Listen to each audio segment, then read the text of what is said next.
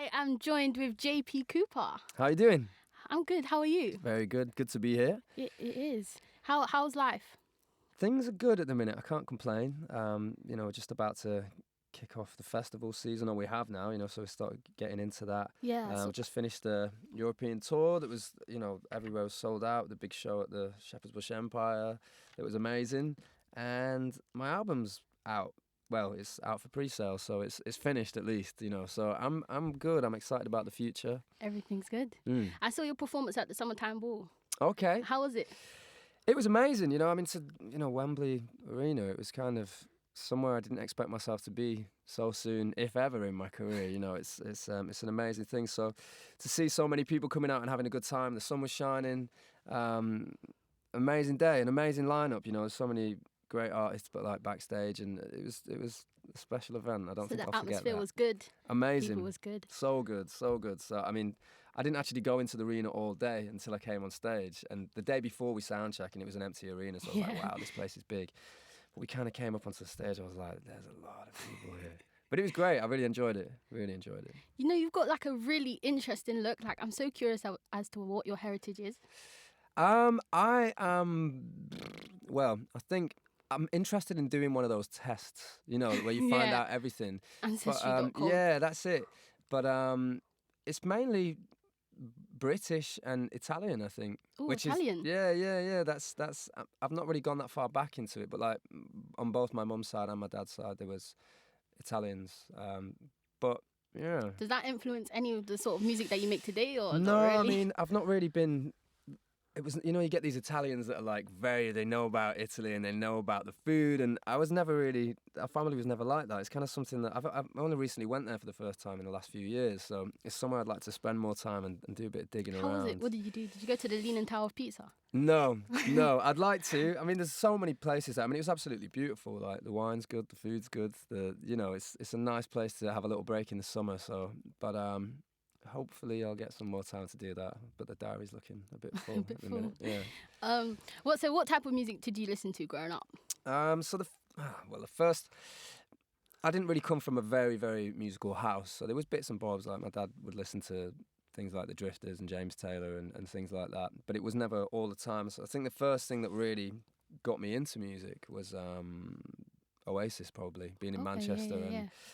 Just a lot of people had guitars at the time, and it was really just something that I stumbled upon, and I enjoyed it, and that was that really. And I was always a kind of person who gets obsessed with things like very, very quickly. Like that's exactly like and me. They either stick or I'll be over it in a couple of months. So I'd try a bit of this and a bit of that, and I just got so obsessed with music and was like, this is what I want to do. If you had to put it in like to one genre, what genre would you call your music? It's a tough one. It's a very tough one because, there's so many. It's definitely not dance. It's definitely not like hip hop, but there are elements of everything. Hip hop. There are elements of it really came from at the beginning. Everybody thought, oh, JP's this acoustic artist, but that was all I had was an acoustic guitar, and I kept it simple. And so now it's the main thing. That's it. It's evolving, and I think.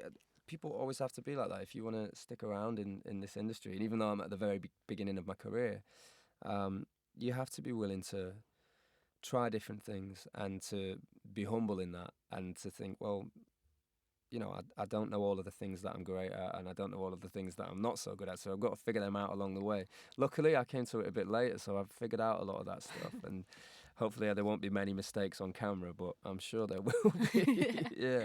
Let's talk September Song. So that has 1.3 million global sales. How does that feel? Feels really good. Has it sunk in yet? No, do you know what? The numbers are just... My brain doesn't work with numbers very well, so it's like, okay, that sounds really good, but it's not until you actually go out and you see these people turning up to your shows, and they don't only know that song, but they've actually delved into your back catalogue, and not even your back catalogue, but things that are just online of songs that haven't been you didn't released even realise yet. that was still there. And they're singing along to the whole songs, and it's an amazing thing just to see it reacting all around the world, and I can't get my head around that number. Did you expect a good response from that, or was you a bit... I didn't know. I really didn't know. I expected that people would like it, and I hoped that the radios would play it. And they did. To the extent, they loved and it. they did. So I couldn't have. If someone would have said to me, this is in gonna the next happen. 12 months you will have sold this many records, I would have been like, nah. So And straight from September Song to Passport Home, 2 amazing tracks. How did you get the inspiration for Passport Home? So Passport Home was the spark of it was I actually lost my passport. Oh. I was in LA and I was doing a bit of writing out there. That's and like a disaster. Yeah. We need a story behind that. Well, basically, it was very simple. I'd been out for some food the night before. I went out there. The whole time it rained, and usually LA is beautiful sunshine. It was February. I thought, I can't wait to get away and just get a bit of sunshine. And it rained the whole night and the whole time I was there. And I was getting out of the taxi one night, and basically, my passport must have just fallen out my back pocket onto the seat. And as I came over, it fell into the gutter.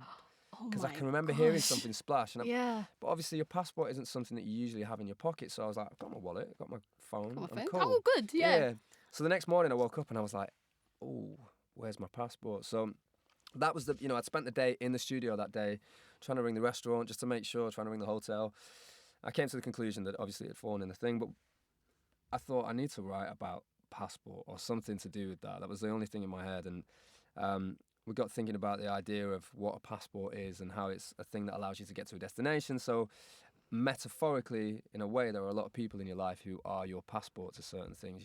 The little struggles that we go through are often helped by people, even if it's just very simple things like, in the music video, there's a kid trying to do a skateboard trick. Right. Or there's somebody, much bigger things like getting older and your body starts to shut down and things like that. And so from the small to the great, there are many people who will help you with little things and great things in your life, and it's really just a celebration of those people and who they are. And talking about all the great things in your life, you're going on tour.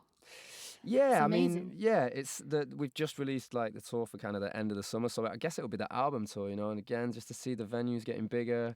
I'm always scared, we put out these new, and so many of my friends are like, just have some faith, JP. Like, there's put literally like you are buzzing right now. Yeah, like it's amazing. It's amazing. Will we be seeing any special guests on that tour? Um, from any other artists? I'd like to think so. I mean, there's nothing that I can kind of guarantee at the minute because it's so far away, and the people who I have been working with are obviously they've got their own things going on. But hopefully, there might be a couple, especially at the London show. So hang in there, guys. Mm-hmm. And you've had some amazing collabs in the past. Obviously, you had Kojey Radical, and then the one with Jonas Blue, and that has right now. Well, last week it had 282 million. That's a million views on crazy. YouTube. If you could collab with anybody right now, who would it be? Chance. Ooh, I can hear that. Yeah, I think I love how creative he is. Yeah. I love how his wordplay is amazing. He's got an amazing vibe about him. Love the record. So in the kind of commercial world, like that would be Chance the Rapper. And I want to dive just a little bit deeper. And this is my $1 million question, right? Yeah. So you're in the studio and you're making a track. You have to be on the track. You're allowed a singer, a rapper, and a producer. And we want this song to be number one, right? So who's going to be on that track? So producers, I'm not too clued up with. I mean, I've been working with a guy for most of my album who is a fella called Teemu Brunila that probably nobody knows who he is unless you live in Finland. He's a Finnish. He was an artist from a big Finnish band, but we've met by chance and started making music together. And he's actually produced a lot of the album. So I think just because of the relationship we've built, he'd be producing it. Right. Singer. I mean, that's a tough one. That is a tough one. Shall I give you someone who I think you'd vibe nice with? Come on. Do you know what? It's a bit of a random one, but Kalani. I can literally yeah. hear your sound, and then Chance as well. Like that's gonna go number one. Well, because Stormzy did the thing with Kalani, right? Yeah. Cigarettes and Kush, and absolute banger. Yeah, it's dope. It's really cool. So yeah, I mean, she's definitely cool. She's definitely cool. Like I brushed shoulders with her at South by Southwest like a couple of years ago. Was it last year maybe? And yeah, there was she was doing an interview after me, and that was the first I heard of her. And I went and checked out her stuff. I was like, wow, this girl's amazing. So I'd be well up for that. Yeah. So if this collab ever happens, remember this interview, guys. Yeah. Finder's fee. So we've learned a lot about you, but to dive in even further, I think the best way to get to know someone is through their phone. So, okay. will you be 100% honest with these questions? There's nothing too bad, but let's go. I'll do my best. What was Alright. what was the last note that you wrote in your phone? It was someone's number to their credit card. Oh my gosh, that's a bit of a risky one. Well, I was helping them top up at the petrol station, and they were like, "Here's my cars. I'll put the petrol in." And you go and sorry, that's a bit boring. All right, okay, next one. What was the last app you used, apart from notes? Oh, how'd you? Yeah. Email. There's an there's an album that I listen to a lot, especially when the sun's shining. Trojan Ska, the Ska collection, and it's an old like ska tune called "I'm in the Mood for Love" by Lord Sanamo. Are you in the mood for love? Always, always. So it's I listen to that whenever I just like can't wake up or I need someone to pick me up. That's nice. that makes me happy. Who was the last person you called? So look. Last person I called recent, my manager. Oh, see, he's a business guy, guys. Yeah. And the last one, tell us something that your fans don't know about you. So this is exclusive. It's crazy, you know. I've been amazed at how much these people know about me lately. Like, in fact, just today we woke up and I was like, someone's impersonating you on Facebook, and I was like, they've got my full name on there. It's like, wow, these people know a lot about me. So, you know, a girl actually did me like this little book. She gave it to me as a gift at the last show. That was like my life story. It was like, "This is your life." I was like, wow, this is amazing. That's crazy. It was sweet. Like, she put so much work into it. So there's really not that much. I mean, for people who are new to me, I mean, I guess, you know, I'm completely self-taught. I haven't got a clue about how to notate or write music in that way, you know. So when I work with people, I have to speak in like colors or textures or things like that. So, but I guess that would be it. If people didn't know, you know, I'm a blagger when it comes to making music. I kind of vibe my way through it. And it's been working so far. It seems to be. Hopefully it'll continue. Well, it was nice to meet you. You too? And I hope to see you